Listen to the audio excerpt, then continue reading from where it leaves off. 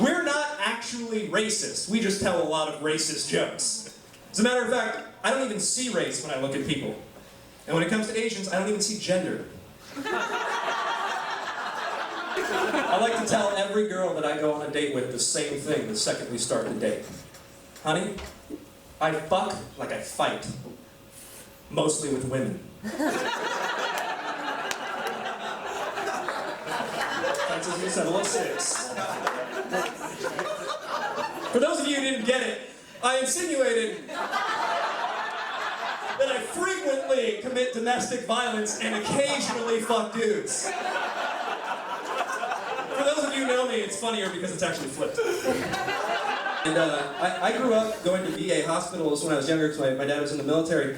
And there was a lot of guys who were in wheelchairs and they didn't have either leg. And growing up, I was a young kid. I never thought about war. I didn't think that's how they lost their legs. I somehow got it in my head and automatically assumed that every person who was a double amputee below the knee had lost their legs the same way, which was just walking into hot lava. Like they're just, oh, this is horrible! And I never felt sorry for them either, because I always thought, like, how lucky are those? Those are the ones that happen to be near monkey bars, and they could get out. Everybody else just vaporized. My girlfriend recently got a black eye. Nothing to do with me. Yeah. She got a black eye, and she's wandering around. But my problem was that whenever we would run into people, I think she wanted to work it in that I had not punched her in the face.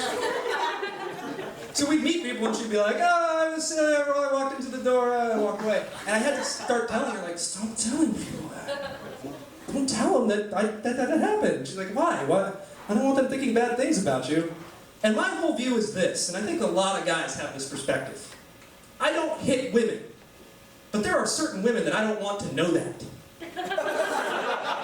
I'm amazed at how much people can learn nowadays through our media, right? Not only are there 1,000 channels, including History Channel and Science Channel and stuff like that, there's also the internet. Everything is like geared toward the fact that you can educate yourself by yourself in your own room if you want.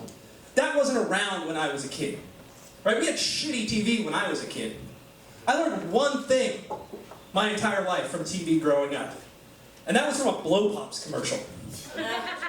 First of all, horrible name for your company when it comes up with the idea of giving fellatio to your father. But here's the one thing I learned from that Blow Pops commercial with the owl. If you all remember the Blow Pops commercial with the owl, how many licks does it take to get to the center? I learned one thing. You should never let an owl give you a blowjob. But if you do, you better stop him after the second lick. I also want to commemorate today. Today, she's not here, but this is my sister's birthday. Let's give her a round of applause. Birthday. As of today, she has officially lost 100 pounds. Wow. Yeah. She's not skinny, she's not thin by any stretch of the imagination, but she can start dating white dudes again. I think one of the problems that she's not so big is that she was hanging out with a dude who's getting big. Her old boyfriend was a really big guy. He didn't have a job. His hobby was literally competitive pie eating. Right? That's all he did. He didn't have a fucking job. He made some money off that. Wasn't very smart, wasn't funny. And one day I sat her down and I'm like, sis, what's up with this? Why are you with this dude? Like, why are you with the pie eating guy? And she looked at me right in the face and said something I hadn't even thought of. And she said, you telling me that if you had a chance to date a competitive popsicle sucker, you wouldn't do it?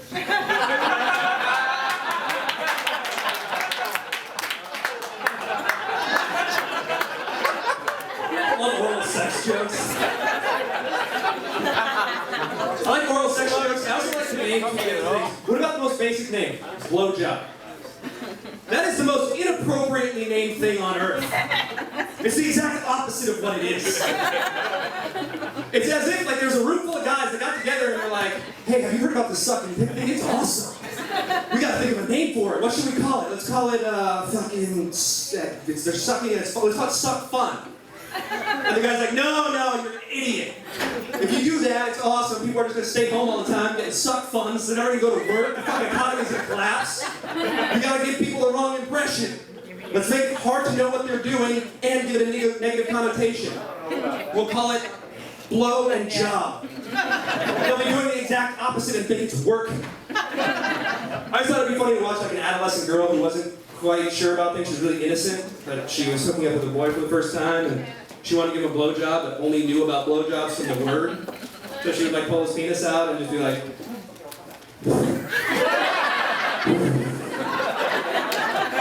and he'd be like, no, it's got to be in your mouth. And she's like, how do you blow on it when it's in your mouth?